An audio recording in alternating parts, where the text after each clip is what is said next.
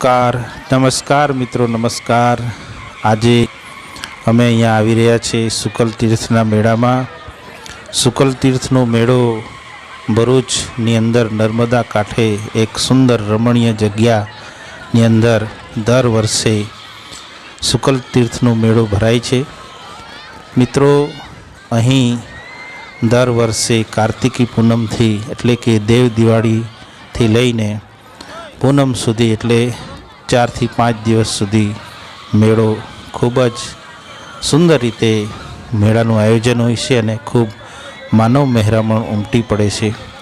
મિત્રો, આવો મેળો કદાચ તમે જોયો પણ ના હોય એવો જોરદાર મેળો એટલે શુકલ તીર્થનો મેળો।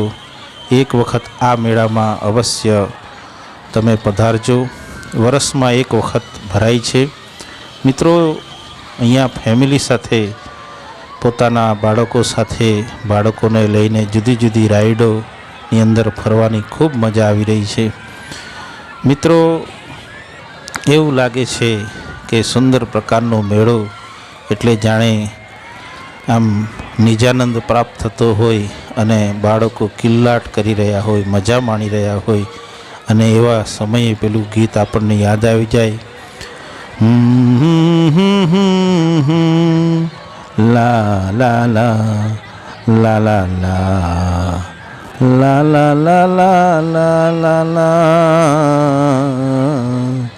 मेला दिलों का आता है एक बार आके चला जाता है।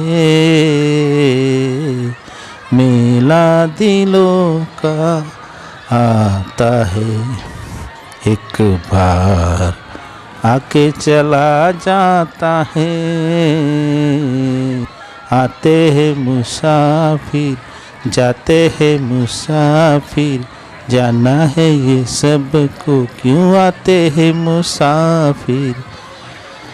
मेला दिलों का आता है एक बार आके चला जाता है।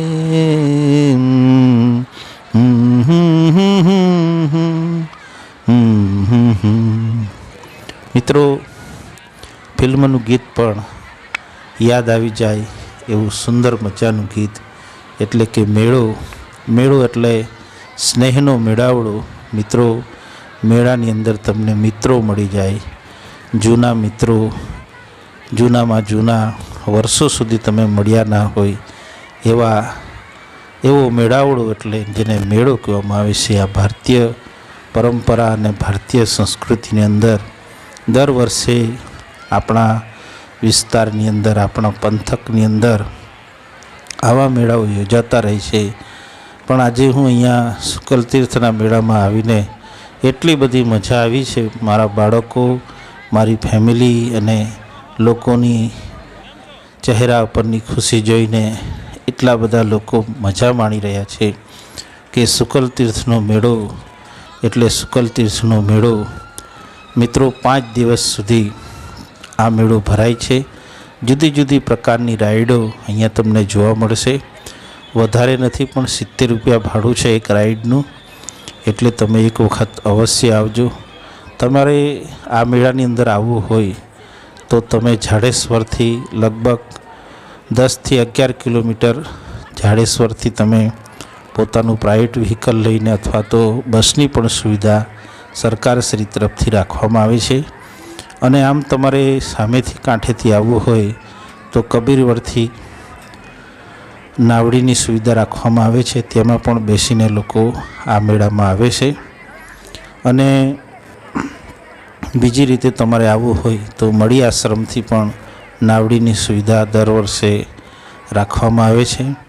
તમે બધા તમારી ફેમિલીને લઈને આ મેળાની અંદર આવો, અવશ્ય આવો અને જુદી જુદી રાઈડનો લાભ લઈ તમારા બાળકોને મોજ કરાવો। કારણ કે મોજમાં રહેવું અલખ ધણીના ખોજમાં રહેવું। મિત્રો, જિંદગી ક્યારે પૂરી થાય એનું કોઈ નક્કી નથી મિત્રો, પણ એક વખત જિંદગીમાં જીવી લઈએ, સરસ મજાનું જીવી લઈએ અને મેળામાં મોજ માણી લઈએ। મેળામાં અનેક જાતની દુકાનો આવી છે. મિત્રો, મેળાની અંદર મફત જમવાનું પણ આયોજન કર્યું છે આયોજકોએ, એટલે અહીંયા રસોડું પણ ચાલે છે, તમે જમી પણ શકો છો તમારી ફેમિલી સાથે.